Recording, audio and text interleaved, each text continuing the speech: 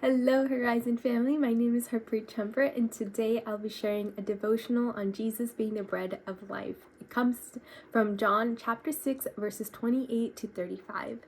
Then they said to him, "What shall we do that we may work the works of God?" And Jesus answered and said to them, "This is the work of God, that you believe in him whom he sent."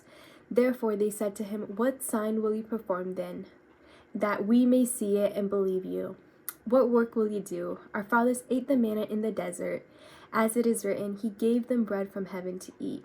Then Jesus said to them, "Most assuredly I say to you, Moses did not give you the bread from heaven, but my Father gives you the true bread from heaven. For the bread of God is he who comes down from heaven and gives life to the world."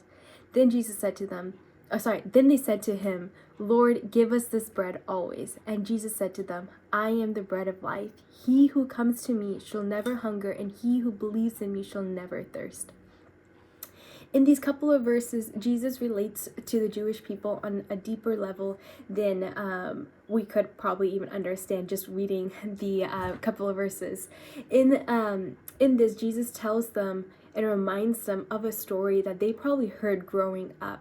The story of how God provided for the Israelites in the wilderness, how God gave them bread from heaven in the wilderness when they were hungry, and when they were complaining and grumbling to Moses, being like, "We were better off in Egypt, enslaved. At least we weren't going hungry." So Moses goes to God, and God gives them this bread from heaven, and tells them every single day, every morning, to go out and grab enough that they need for the day. And if they grabbed more, it would go bad.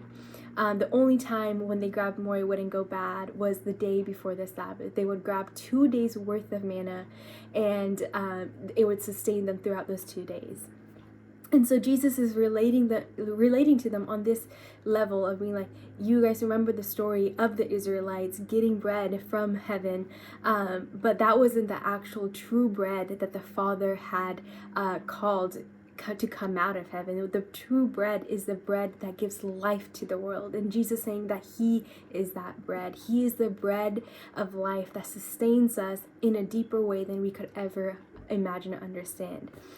We all could probably relate to the concept of being hangry. When we're really hungry, we get annoyed and frustrated, and all we want to do is eat, because it's our physical bodies sending our mind the signal that we need to eat. In a similar way, our spiritual bodies also have this hunger and this thirst.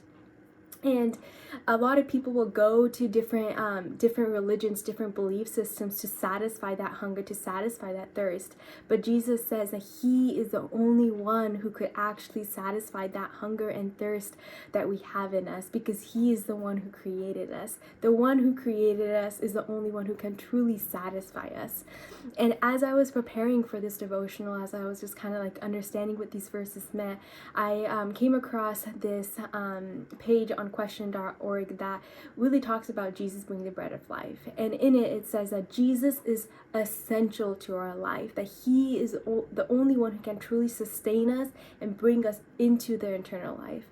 And even in verse 35, Jesus says, "I am the bread of life. He who comes to me shall never hunger, and he who believes in me shall never thirst."